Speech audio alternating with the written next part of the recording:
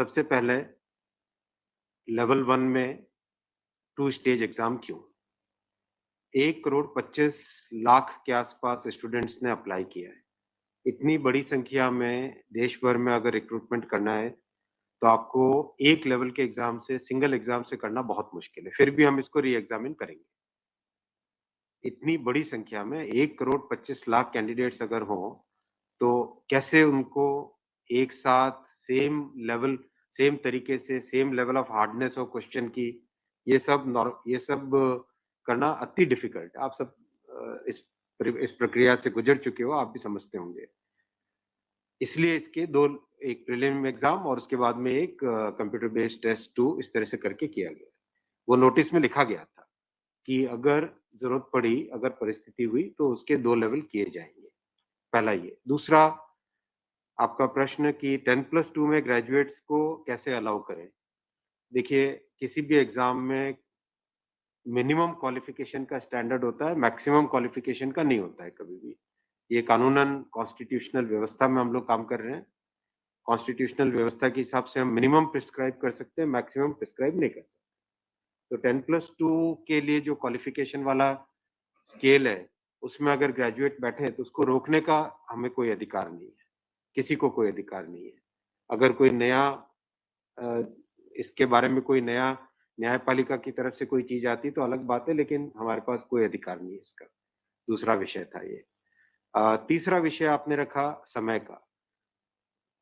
देखिए, शुरू में इसके लिए जो इस एग्ज़ाम को कंडक्ट करने के लिए एप्लीकेशंस आई, दोनों के दोनों एग्ज़ाम्स में 1 करोड़ से ज़्यादा एप्लीकेशंस आई। 1 करोड़ से एप्लीकेशन ज़्यादा आई, तो जो एग्ज़ामिनेशन कंडक्ट करने के लिए एजेंसी हमको हायर करनी थी, उसको हायर करने में टाइम लगा, 6 महीने से ज़्यादा लगा। नेचुरली इतनी बड़ी संख्या में अगर एग्ज़ाम करना है देश में, तो अपने आप में वो एक बहुत बड़ा चैलेंज है। It's a Himalayan task, it's a huge task, it's a very, very big challenging task.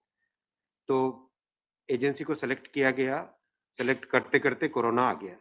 Corona के फ़ेज़ में देरी हुई, लेकिन फिर भी डिस्पाइट कोरोना तुरंत दिसंबर 2020 में एग्ज़ाम की प्रोसेस चालू हुई।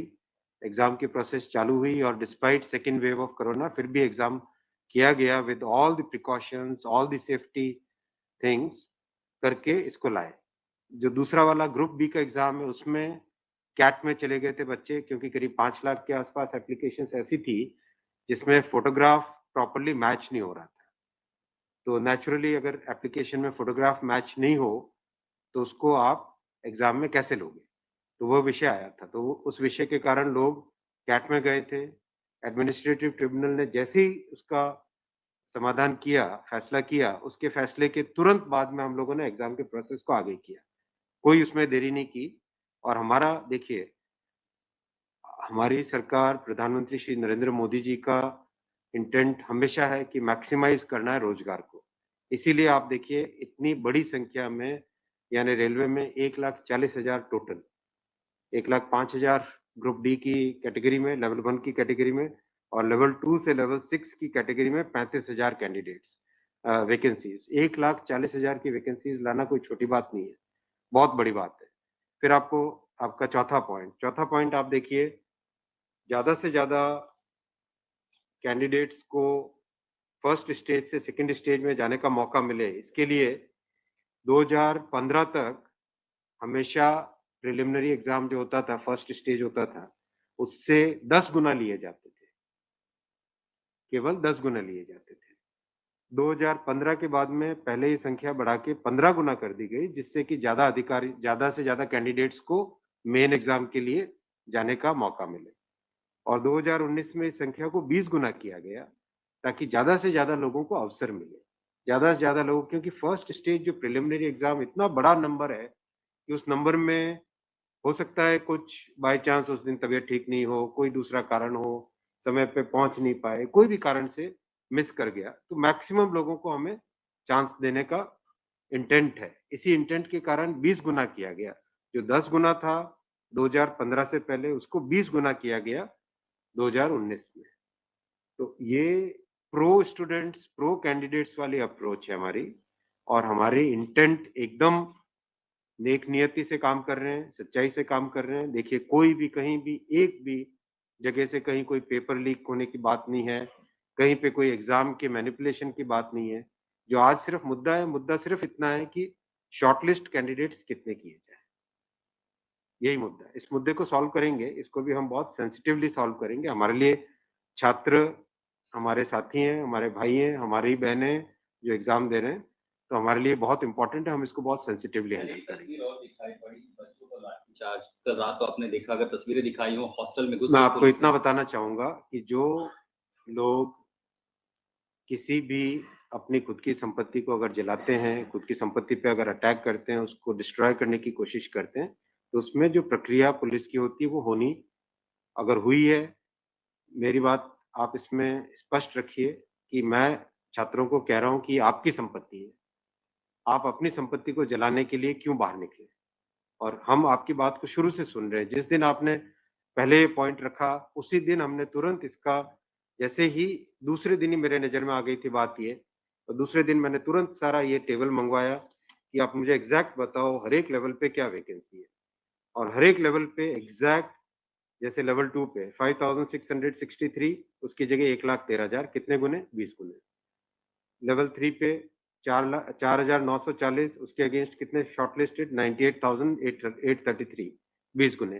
तो जो नोटिस के अंदर प्रक्रिया है एग्ज़ैक्टली उसके हिसाब से किया है। हर एक पे level 2, level 3, level 4, level 5, level 6 हर एक पे एग्ज़ैक्टली 20 टाइम्स किया गया है। इश्यू वो नहीं, इश्यू डुप्लीकेट नहीं, इश्यू नम यूनिक वाली बात आ गई। अब वो मुद्दा उनका है क्योंकि इसलिए मुद्दा आ रहा है कि जिन लोगों ने तैयारी कर ली है, उनको लगता है कि हमें एक बार और चांस मिल जाए। इसीलिए हम इसको बहुत सेंसिटिवली हैंडल करेंगे।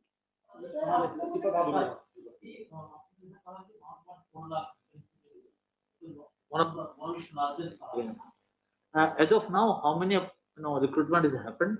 And by when all these things will be done? Because it was announced. यही तो रिक्रूटमेंट चल रहा है। देखो इतना मैसिव मैं आपको पूछूं कि वर्ल्ड का सबसे बड़ा एग्जाम कौन सा है? वर्ल्ड का अगर या इंडिया का भी अगर बड़े एग्जाम्स देखें तो बड़े एग्जाम्स में जेईई बहुत बड़ा एग्जाम होता है, सिविल सर्विसेज बहुत बड़ा एग्जाम होता है, स्टाफ सिलेक्शन कमीशन का बहुत बड़ा एग्जाम। इन सब एग्जाम्स में एप्लीकेशंस की संख्या होती है 5 से 7 लाख, 8 लाख, 10 लाख। यहाँ 1 करोड़ एप्लीकेशन है। आप ये तो देखिए ना कि कठिन कितना है। 1 करोड़ एप्लीकेशन, सवा करोड़ एप्लीकेशन, 1 करोड़ 25 लाख, 1 करोड़ 35 लाख, उसमें समय लगता है। But this is something government was aware in a country where there is so much of unemployment and there will be vacancy like this. तो इसीलिए तो टाइम तो इतना लगेगा ही। अगर आपको इस एग्जाम को ढंग से करना है इतना टाइम लगेगा, चाहे कोई करे। और उसके बाद भी आज देखा कि गया से आगजनी की तस्वीरें आ रही हैं। क्या ये कन्वे नहीं हो पा रहा है? कहाँ पर ये लैक ऑफ कम्युनिकेशन आपको लग रहा है या मैटर पॉलिटिसाइज हो चुका है? नहीं, कुछ लोग इसका गलत फायदा उठा रहे हैं और मैं उनसे भी निवेदन करूंगा कि छात्रों को भ्रमित न करें, कोई गलत इसका उपयोग न करें। ये छात्रों का मामला है, ये देश का मामला है, इसको हमें सेंसिटिवली हैंडल करना चाहिए और इसमें हर तरीके से संवेदनशीलता के साथ इस मामले को लेना चाहिए। सर कुछ छात्रों के ऊपर एफआईआर भी दर्ज हुई है, कुछ पुलिस की स्टडी में भी अभी के समय में है ऐसी खबरें आ रही हैं। आप खबरों की जांच करिए। देखो जो पुलिस की प्रक्रिया है वो अलग चीज है। मैं अभी मुद्दा है जो उस मुद्दे को कैसे सॉल्व करें उस पे सोचना चाहिए। हमें फॉरवर्ड लुकिंग होना पड़ेगा। हिंसा की खबरें या फिर जो रेल रोकने का जो मूवमेंट चल रहा है, ट्रैक पे स्टूडेंट बैठे हैं, क्या उन राज्यों के मुख्यमंत्री से आपकी बात हुई है और क्या कुछ आप लोग की इस संदर्भ में की? बिल्कुल, सब जगह लॉ एंड ऑर्डर स्टेट का जो रोल होता है, राज्यों के मुख्यमंत्रियों ने भी बहुत संवेदनशीलता के साथ काम किया है और हम भी कॉन्स्टेंटली टच में हैं, कंटिन्यूअसली टच में हैं और जो आज कमेटी की बात भी सबके पास जा चुकी है ऑलरेडी और मेरे ख्याल से ज़्यादातर जगह से स्टूडेंट्स ने इस विषय को स्वीकार भी किया है और मैं अभी भी रिक्वेस्ट करूंगा एक बार फिर सारे स्टूडेंट बंधुओं को, छात्रों को, कैंडिडेट्स को कि आप प्लीज़ अपनी ग्रीवेंसेस को, अपने पॉइंट को, अपने कंसर्न को, अपने विषय को, अपने मुद्दे को फॉर्मली रखिए। हम इसको एकदम संवेदनशीलता के साथ टैकल करेंगे।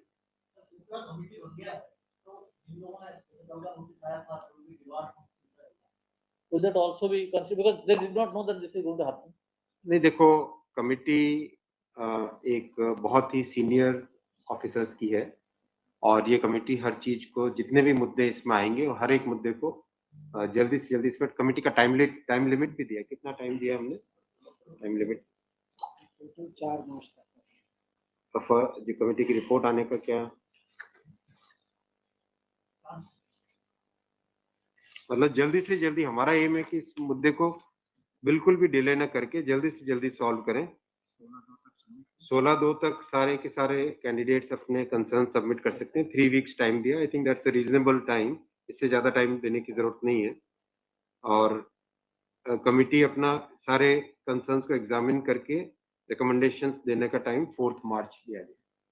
तो कोशिश करेंगे उससे पहले पहले अगर हो जाए, 4 मार्च से भी पहले अगर हो जाए। डिपेंड करेगा कि कितने रिप्रेजेंटेशंस आते हैं, और मोटे मोटे मुद्दे तो अभी आ चुके हैं पब्लिक में सबके, इसलिए मुझे नहीं लगता है कि इसमें बहुत ज्यादा टाइम लगेगा। वो आपकी नॉलेज में आ गया है, मोटा-मोटी सही आ गया है। दूसरी ओर ये कि जो आपके पैरामीटर्स हैं उस पर सब कुछ सही तरीके से लिया गया है, उसी तरह से शॉर्ट लिस्ट किया गया है। फिर इसमें प्रॉब्लम, फिर उसमें कमेटी आपको रिपोर्ट क्या करेगी और करेंगे क्या? इसका मतलब अगर चेंज करते हैं कुछ तो दूसरे एक बड़ा पक्ष और भी तो विरोध करेगा। हाँ, ये इसीलिए तो मैं आपको देखो बताऊं ना, एग्जैक्ट किसी भी लेवल पे नोटिस में जो लिखा था कि 20 गुना कैंडिडेट लेंगे, अगर आपके सामने टेबल रखा हुआ है, 5,663 की जगह 1,13,000 यानी 20 गुना, 4,940 के लेवल 3 में 98,833 20 गुना, 161 के अगेंस्ट 3223 20 गुना, 17,393 347 3,47,676 20 गुना, 7,124 वैकेंसीज के अगेंस्ट 1,42,413 20 गुना। एग्जैक्ट 20 गुना है हर एक लेवल का। अब स्टूडेंट्स क्या कह रहे हैं कि जिन कैंडिडेट्स ने एक से ज्यादा लेवल में क्वालिफाई कर दिया है, राइट, उसके कारण सपोज मान लीजिए लेवल 3 में जो लेवल 5 का कैंडिडेट है वो भी क्वालिफाई हो गया है जी, तो वो लेवल 3 में कोई एक कैंडिडेट को जो क्वालिफाई नहीं हुआ है, उसे लगता है कि अगर उसको यूनिक के हिसाब से काउंट करते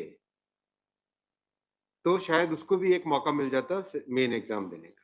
बराबर है, ये मुद्दा है, मुद्दा ही है। अब जो नोटिस इनवाइटिंग एग्जाम है, एग्जाम का जो नोटिफिकेशन होता है उसकी एक सैंक्टिटी है, वो कोर्ट का मैटर है, वो लीगल मैटर हो जाता है। एग्जैक्टली उसके हिसाब से किया गया एग्जाम का, एग्जाम को उसी हिसाब से कंडक्ट किया गया, उसी हिसाब से शॉर्टलिस्टिंग की गई। अब जब ये मुद्दा आया है तो इस मुद्दे को सॉल्व करने के लिए कोई ना कोई तो तरीका निकालना पड़ेगा, राइट? तो आपका जो प्रश्न है, आपका प्रश्न वैलिड है कि क्यों ऐसा। आपके सामने डेटा सामने रखे हुए हैं, डेटा आप सबके सामने है, बिल्कुल एग्जैक्ट डेटा है कोई, और ये डेटा हमने पहले दिन ही दे दिया था। जो टर्म कंडीशंस ऑलरेडी जब पब्लिसाइज किया जाता है, कोई पोस्ट होती है तो उसके लिए टर्म कंडीशंस ऑलरेडी पहले से घोषित होता है, उसके आधार पर ही ये सब कुछ किया गया होगा। हाँ बिल्कुल। फिर एक कमेटी या आपको कुछ रास्ता अब नहीं दिख रहा है क्या? ये जो कमेटी रिपोर्ट देगी क्या उसके अगेंस्ट देगी जो आपके टर्म कंडीशंस पहले वाले थे? बात वही है ना कि आपकी बात, तो फिर लोग कोर्ट जाएंगे। हाँ बात वही होगा जो नहीं, अपने को तरीका ऐसा सॉल्व करना पड़ेगा, कोई तो ऐसा तरीका निकालना पड़ेगा जिससे कि जो लोग शॉर्टलिस्ट हुए हैं उनका भी करियर इफेक्ट ना हो, उनके प्रोस्पेक्ट्स भी कमजोर ना हो, और जो लोगों की ग्रीवेंस है उस ग्रीवेंस को तो एड्रेस करना पड़ेगा ना। छात्रों का मुद्दा है और लोगों ने अगर ग्रीवेंस रेज की है तो हमारी ड्यूटी है कि उसको हमें एड्रेस तो करना पड़ेगा ना। लेकिन आप देख रहे हैं आपके सामने ये टेबल है, एग्जैक्ट हर एक लेवल पे 20 टाइम्स है एग्जैक्ट। ये आप टेबल आप सब लोग देख लीजिए। और ये हमने जैसे ही शॉर्टलिस्टिंग हुई, कुछ लोगों ने मुद्दा उठाया, तुरंत मैंने आरआरबीज को क्लियर बोला था कि एग्जाम हमारी तरफ से एकदम ट्रांसपेरेंटली होना चाहिए और हर जगह एग्जैक्ट ये सब नंबर्स रखे गए। एक सवाल अगर आपके धन्यवाद। ठीक है, थैंक यू सो मच।